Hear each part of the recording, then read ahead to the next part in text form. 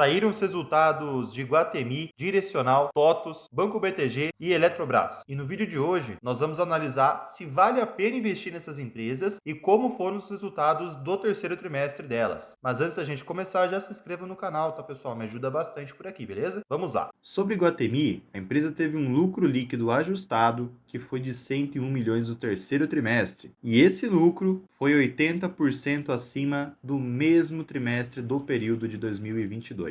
Fora também a margem líquida, que foi de 33,8%. Sobre o EBITDA, ele teve um aumento de 35,9% comparado ao terceiro trimestre de 2022. Fora também a margem EBITDA, que ficou em 82%. O lucro líquido, excluindo depreciação, amortização e efeitos de não caixa, foi de 145 milhões, um crescimento de 48%. Lembrando que todos esses indicadores excluem itens atípicos, ok? A receita líquida totalizou 282 milhões, uma alta de 11,2%.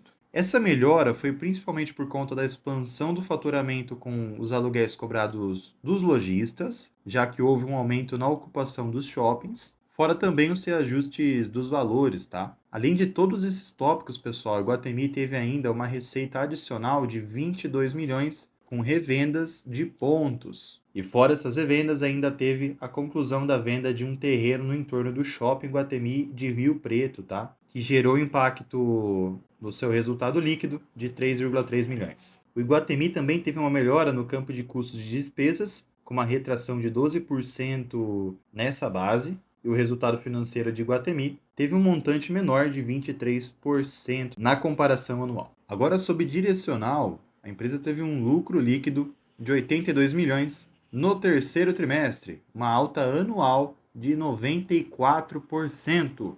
Segundo a Direcional, esse resultado demonstra capacidade de melhora na margem e eficiência com o ganho de escala nos lançamentos e vendas de imóveis. O EBITDA da empresa teve uma alta de quase 30%, isso é um recorde, tá? E a margem EBITDA foi para 25%. Reparem que esses indicadores tiveram também alguns reajustes por conta de despesas com cessão de recebíveis e também por conta do resultado de swap de ações. A receita líquida somou 157 milhões, onde teve um recuo de 2,9% ante ao mesmo trimestre do ano anterior, e por sua vez, a margem bruta acabou crescendo 2 pontos percentuais para 37%. Esse encolhimento de receitas, pessoal, aconteceu principalmente por conta da venda de empreendimentos em 2022 e 2023 para sócios.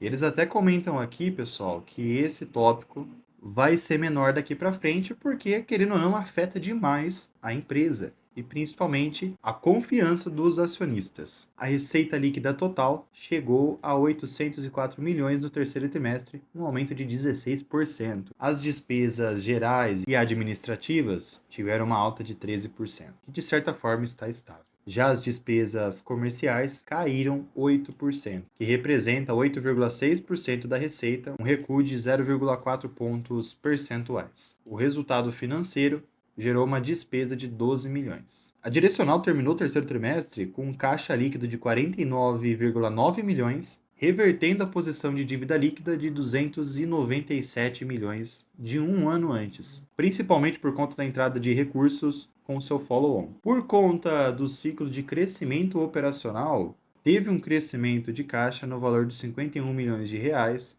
no terceiro trimestre. No acumulado do ano até setembro, o consumo de caixa totalizou 22 milhões. Alguns pontos positivos foram que os lançamentos tiveram uma crescente de 30% em relação ao trimestre de 2022, e as vendas também tiveram uma crescente. A Direcional até comentou aqui, pessoal, que eles estão preparados para aproveitar as oportunidades no segmento econômico, ou seja, Minha Casa Minha Vida, e no segmento de médio padrão, onde atua com a marca Riva.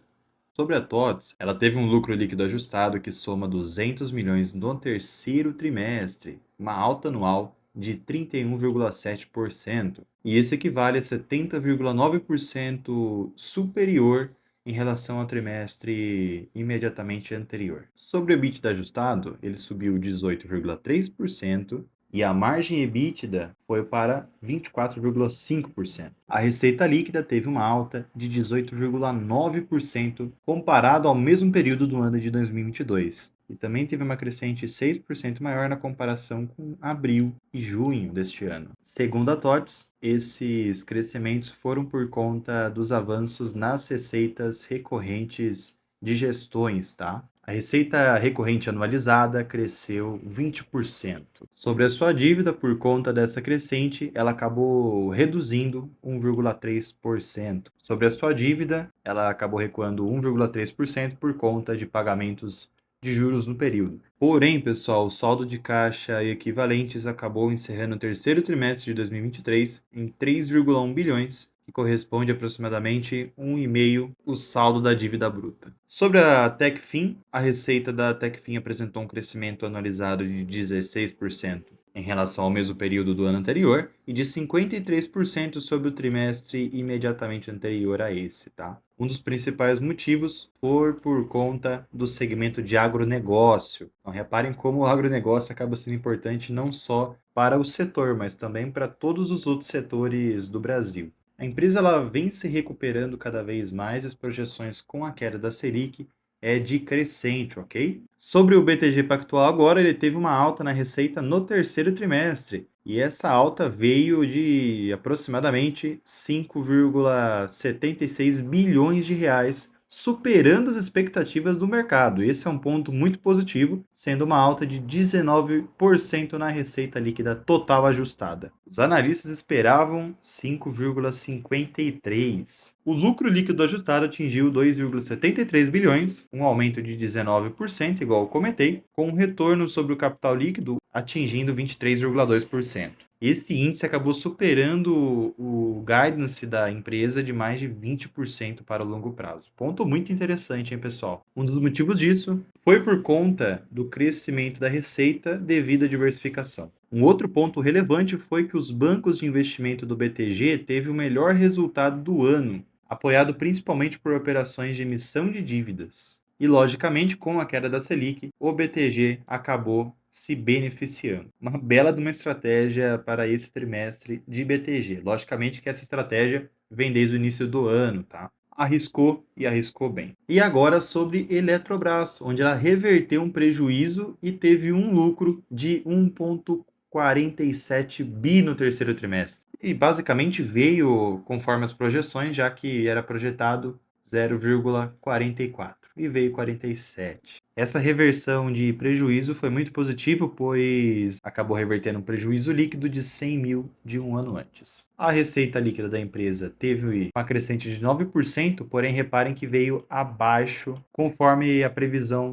da LSEG. A receita operacional líquida recorrente avançou de 9%, o EBITDA da empresa teve uma alta de 99% comparado ao terceiro trimestre de 2022. A margem EBITDA alcançou 55% no período. Teve uma alta de 25 pontos percentuais na base anual. O ROI da empresa atingiu 2,7% no terceiro trimestre de 2023, acabou caindo 1,7 pontos percentuais. O resultado financeiro acabou sendo negativo em 3,119 bilhões no terceiro trimestre de 2023, onde teve uma elevação de 71% sobre as perdas financeiras da mesma etapa em 2022. A Eletrobras ela acabou investindo um valor bem considerável nesse terceiro trimestre, sendo superior a 88% comparado a 2022, no mesmo período. E com isso, a dívida líquida acabou crescendo. Porém, a alavancagem financeira está em 2 vezes aproximadamente, mesmo tendo uma alta, ainda não está próximo a 2,5, tá? Eu gosto de considerar uma alavancagem até 2,5 e a partir disso já considero uma alavancagem muito acima. E no relatório, a Eletrobras ela destacou que teve uma melhora